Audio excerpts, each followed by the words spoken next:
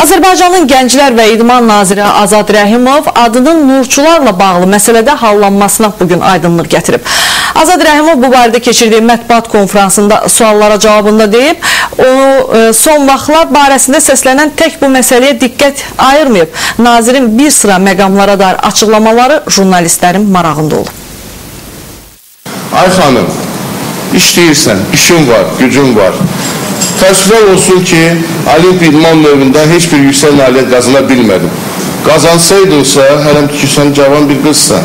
Bizdə prezident təqaüdü 60 yaşından sonra, 70 yaşından sonra böyük idmanda, idman sayəsində böyük əməyi olan insanlara verilir. Məşhur idmançı, dəfələrlə dünya çempionu Zülfiyə Hüseynova ilə Azərbaycanın Gənclər və İdman Naziri Azad Rəhimov arasında qalmaqal böyüyür. Nazirin idmançıya prezident təqaüdü verilməsinin qəti əleyhinə olması barədə bugün yenidən danışması Zülfiyə Hüseynovanı cavab verməyi vadar edib. Zülfiyə Hüseynova aynısı deyib ki, əlbəttə mən nazirimiz kimi bizneslə məşğul olmuram və ona görə də yaxşı maaş mənim nəzərimdə onların düşündüyü qədər deyil. Həm də yəqin ki, prezident təqaüdü daha çox şərəfli addır. Mən də bu adı alnı açıq idmana göstərdiyim xidmətin yüksək qiyməti kimi almaq istəyirəm. Məgər bütün prezident təqaüdçüləri dövlət başçısından bu pulu maddi yardım kimi alır? Bu mənəvi sərvət deyilmi? 1995-ci ildə Olimpiya oyunlarında mən çempion olanda hamı ilə birlikdə erməni generalını da Azərbaycan himni və bayrağının ayağına qaldıranda Azad Rəhimov harda idi?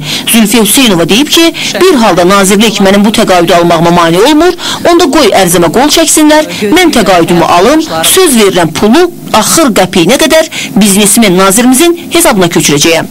Azad Rəhimovun cavabına əsəbləşən idmançımızın yeni müraciətinə nazir Azad Rəhimovun nə cavab verəcəyi bəlli deyil. Amma bugünkü mətbuat konferansında hörmətli nazirin verdiyi cavablardan belə anlaşıldı ki, onun bilmədiyi mətləb yalnız Zülfiyənin məşğul olduğu idman növünün Olimpiya növü olması deyilmiş. Nazirə onun adının nurçularla bağlı olduğu barədə soruşanda da eyni cavabla üzləşdik. Bilmirəm, mənə izah etsinlər və s. Siz mənə izah edin, nurçuluq nədir və harada bu, onların qərargahı harada yerləşir, onların emisarları kimdir, onlar harada görüşürlər, bunlar nə deyirlər və onların məqsədləri nədir və tələbləri nədir, mən həqiqətən də bilmirəm. Maraqlı burasıdır ki, məhz Gənclər və İdman Nazirinin rəhbərlik etdiyi kontingent gənclər daha çox nurçuluq və digər qeyri-ənənəvi dini cəryanlara qoşulur. Hətta uzaq Suriyada qeyri-vətən uğrunda həlak da olurlar. Və nəhayət Azad müəllimin bugün ailəsinin sualına bu şirkətin məhkəməyə verəcəyi ilə bağlı anonsla cavab verməsi də qəribə göründü. Ayniz Hesablama Palatası adından yayılmış məlumatı tamaşaçılara çatdırır. Necə ki, indi də Hesablama Palatasının adından yayılan həmin məlumatın yanlış olması barədə xəbər çatdırır. Hesablamaq isə təkcə palatanın işi deyil. Məsələn, məndən ötürü maraqlıdır. Nazirimiz nəyi hesablayıb və ya düzgün hesablamayıb ki, belə səhv nəticə qarşısında qalıb. Səhvdən isə nəticə çıxaralım.